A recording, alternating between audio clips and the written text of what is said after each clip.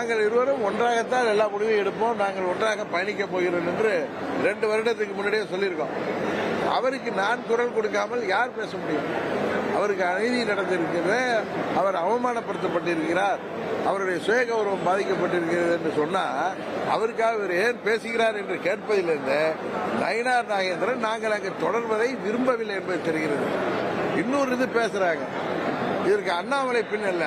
அண்ணாமலை முதல் நாளிலிருந்து அண்ணன் அவசரப்பட வேணாம், அண்ணன் சற்று பொறுமைக்காருங்கள், உங்களுக்குள்ள மரியாதை கிடைக்கும். நான் அவர்கிட்ட சொல்லிருக்கேன், இல்லை ரைட் பிரதர், பழனிசாமியை முதலமைச்சராகி ஏற்றுக்கிட்டு நாங்கள் வர முடியுமா பிரதர்? என்ன எங்களை எங்கள் கட்சியை அழைத்து கொண்டு எங்களை தற்கொலைக்கு சமமான முடிவை நாங்கள் என்றைக்கு எடுக்க முடியாது அவர்கிட்ட சொல்லியிருக்கேன். அவர் என்ன சமாதானப்படுத்தார்? அவர் தலைவராக இருந்த பொழுது அவர் நடுநிலையோடு செயல்பட்டார், எங்களது தேவையை உணர்ந்திருந்தார்.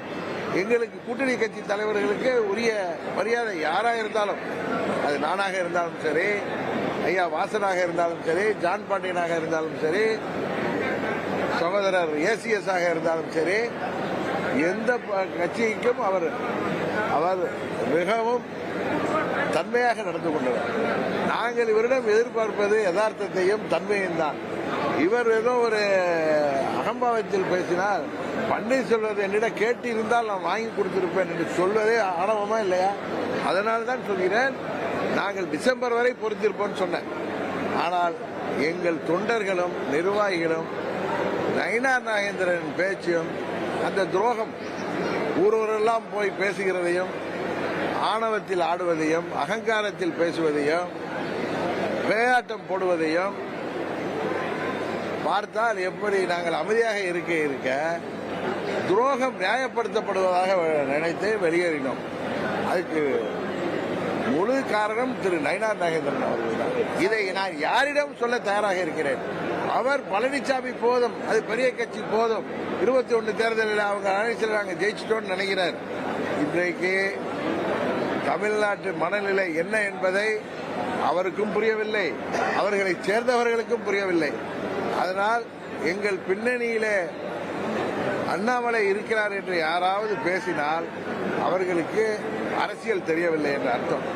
அதுபோல செங்கோட்டையனுக்கு பின்னால் பாஜக இருக்கிறாங்க, அப்புறம் நான் வெளியேறினதுக்கு பின்னால் யார் இருக்காங்க? இது மாதிரி நீங்க யூகங்களுக்கெல்லாம் நான் கிளியரா நேற்று 40 நிமிஷம் நான் எல்லாத்தையும் சொல்லிட்டேன். இதுக்கு மேல நான் சொல்லுவதற்கு ஒன்றுமில்லை. எங்கள் வழியில் நாங்கள் செல்கிறோம், கரெக்டா? அவ்வளவுதானே தவிர எங்கள் தொண்டர்களும் எங்கள் நிர்வாகிகளும் எத்தனையோ சோதனைகளை தாண்டி என்னோடு பயணிப்பவர்கள் மீறி நான் எந்த முடிவையும் எடுக்க முடியாது.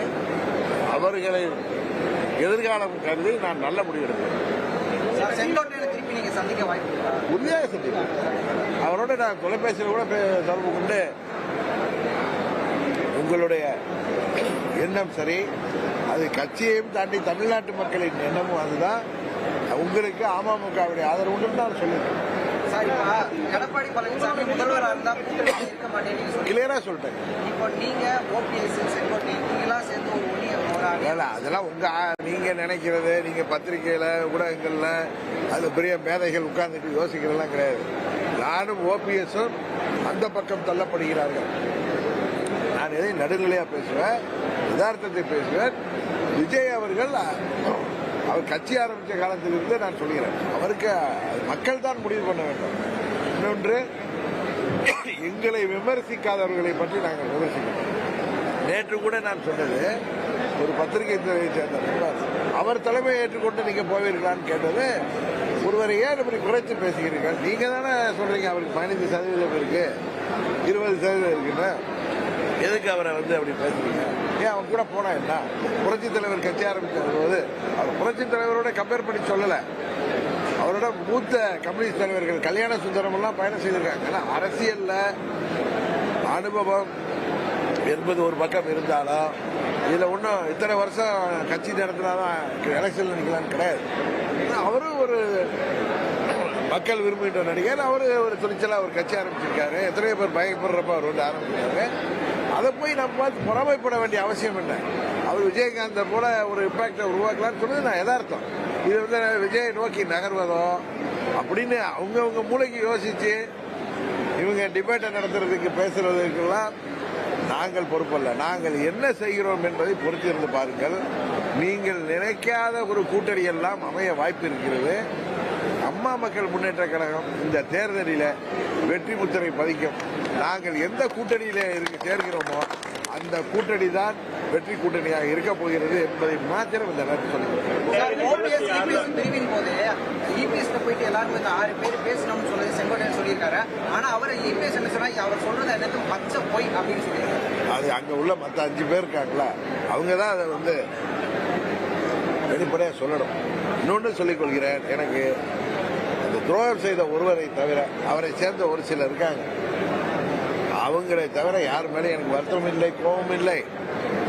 ஆனால் அவர்கள் இப்படியே அமைதி காத்தால் அம்மாவின் இயக்கம் இந்த தேர்தலுக்கு பிறகு மிகவும் பெரிய பின்னடைவை சந்திக்கப் போகிறது. அப்பொழுது உங்களுக்கு கை கொடுக்க நாங்கள் தான் வரப்போகிறோம். தேர்தலுக்கு முன்னரே விழித்துக் கொள்ளுங்கள். உங்களிடம் பணபலம் இருக்கிறது,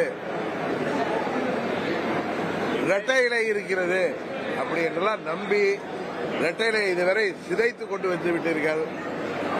நீங்கள் உணருங்கள். இல்லை என்றால் நாங்கள் அதற்கு பொறுப்பாக முடியாது என்பதை மாத்திரம் அங்குள்ள தொண்டர்களுக்கும் நிர்வாகிகளுக்கும் நான் இந்த நேரத்தில் சொல்வது எனக்கு கடமை என்று உங்களோட கட்சியில அதே நேரத்தில் அதிமுக பயணத்துக்கு எல்லாத்தையுமே இந்த ஆதரவு